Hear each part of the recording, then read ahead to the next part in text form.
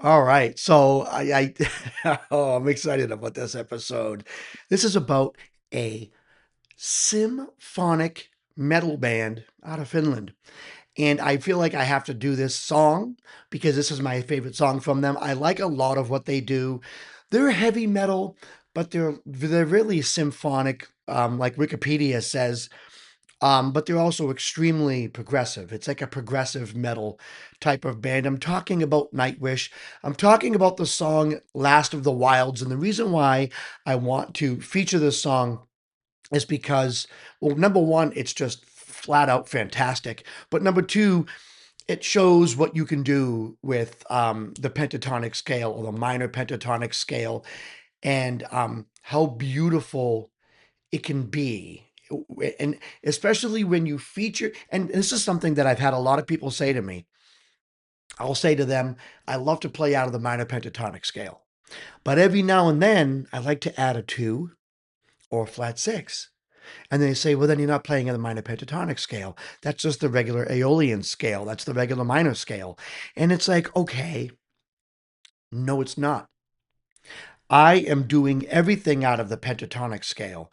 When appropriate, I add the two, and when appropriate, I add the flat six. But I don't base my main melody out of the regular Aeolian scale. I base it out of the pentatonic scale. But when appropriate, then I add the two and the flat six.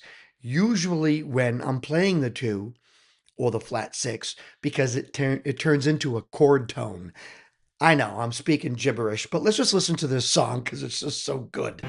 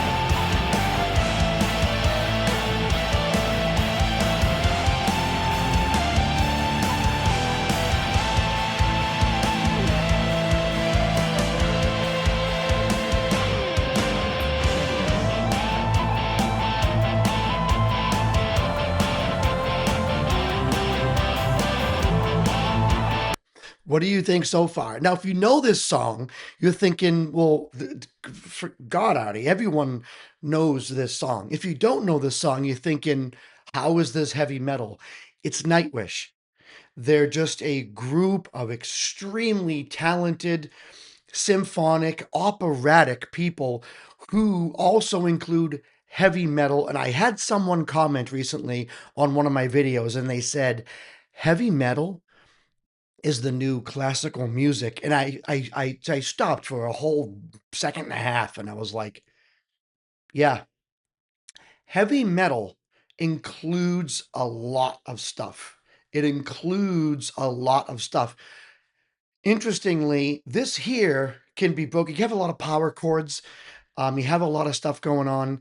It's the Uilleann pipes that are actually being played. That instrument that looks like the bagpipes, the Uilleann pipes. The note choice that's being played is really what's making this a minor feel. But I love this time around, you have that guitar, that heavy guitar scratching going on with the verses. I just think it's fantastic. Right here.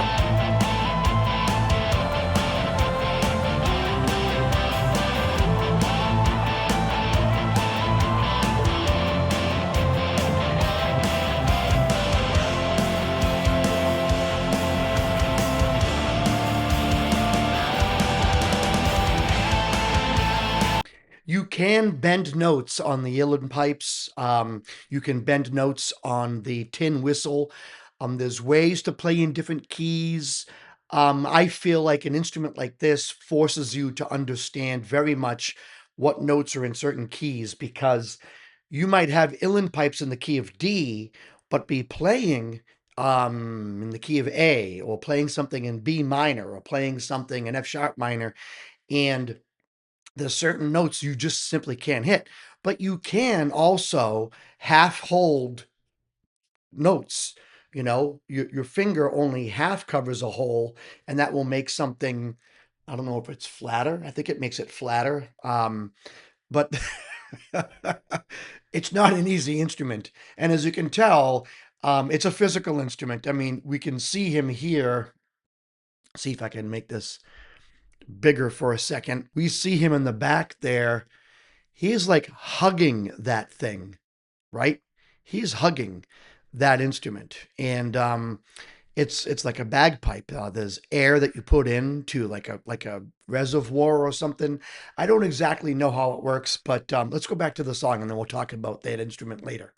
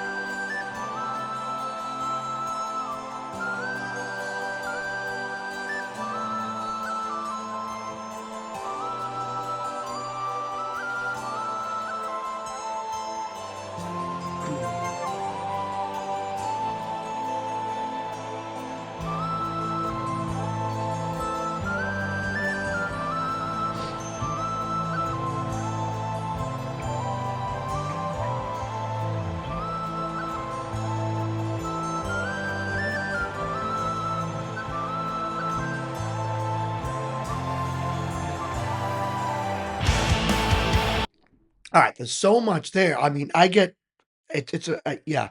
Sometimes a really good melody will get me to get a little moved. I apologize for that. That's never going to stop. So if that bothers you, I'm sorry. Go watch another channel. um, I just find that to be the most fantastically beautiful bridge in heavy metal history. I'm sorry, I just do.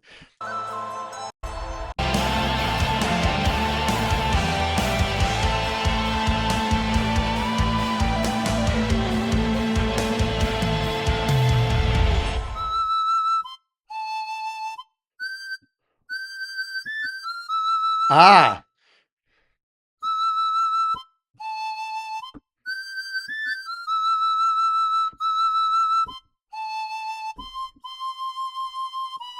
it's pentatonics, But at one point, they play the two and then the flat seven, which is in the pentatonic scale, anyways, but the two isn't. But more than likely, they're playing over a chord that has the two in it. Could be the fifth. Those are chord tones. E, C, A is the A minor chord.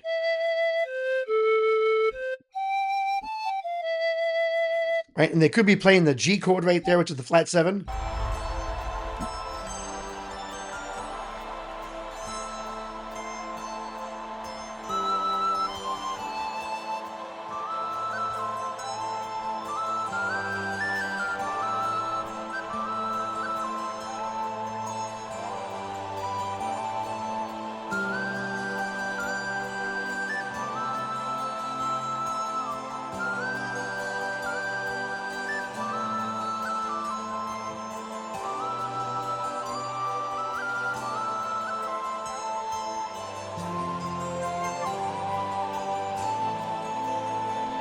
All right.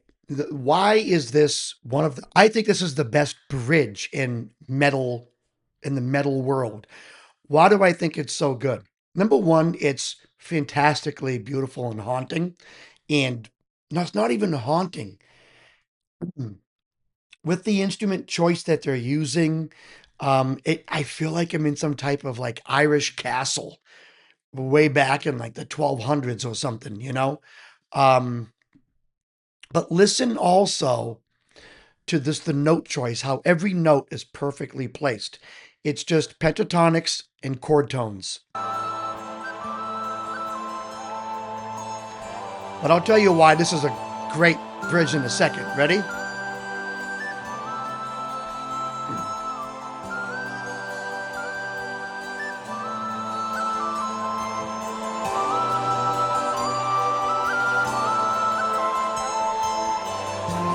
You think it's ending right now. You think it's going to end.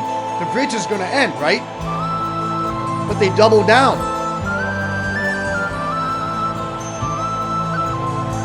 So the bridge, it's like a double bridge. The bridge continues another round of chord changes, but now the bass guitar comes in. It's little things like this that make a good song fantastic.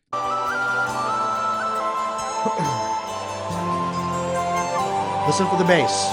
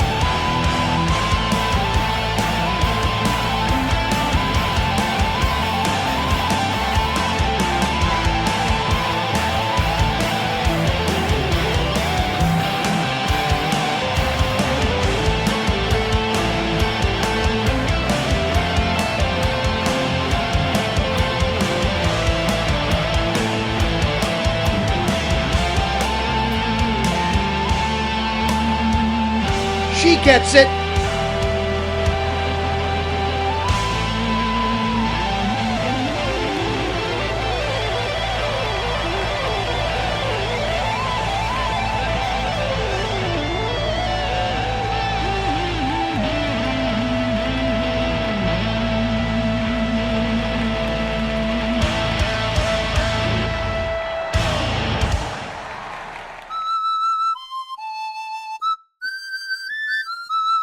Anyways, it's super, super, super fun to play around with, and some of the most simplest things sound the most beautiful. And the minor pentatonic scale with a little bit of the flat six and the two being added because they're part of chord tones.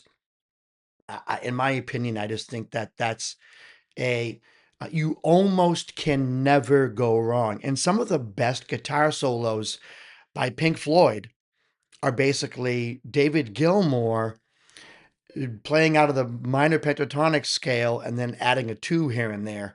And he would add the two just because. And it was something that he would do a lot. He would minor pentatonic and then the two. And he would do like a flat 3, 2, 1 with the guitar.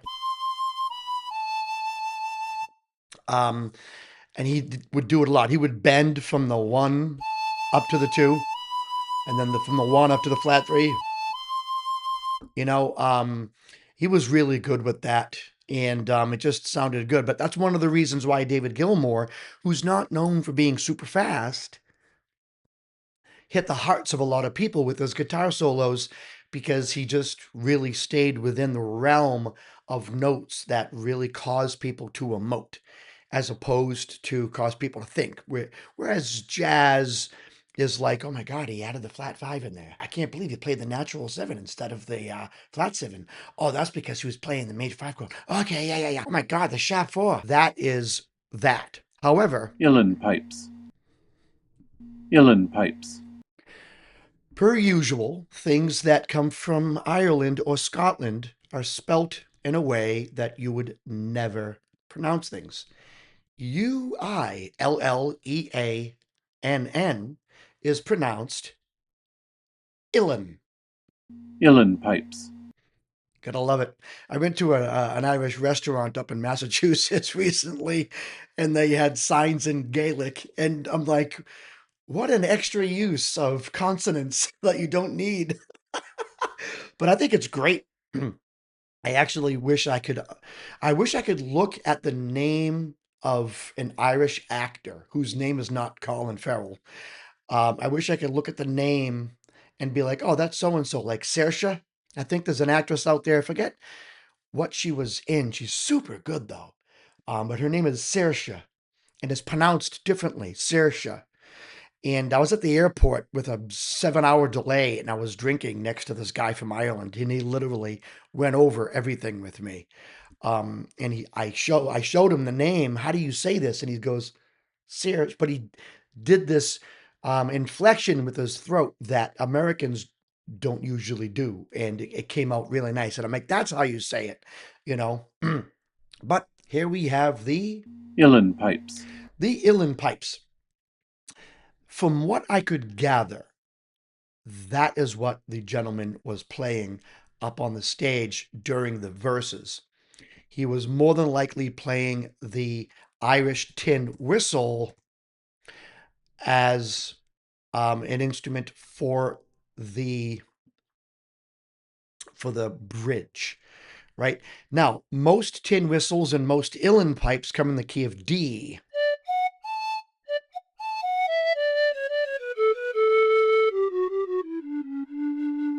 The problem is that this song was in A minor. So in order to do this,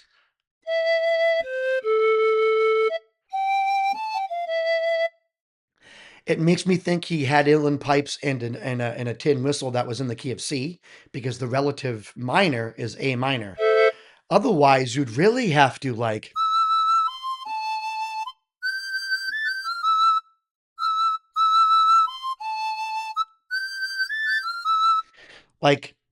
the A is in the key of D, the G is in the key of D,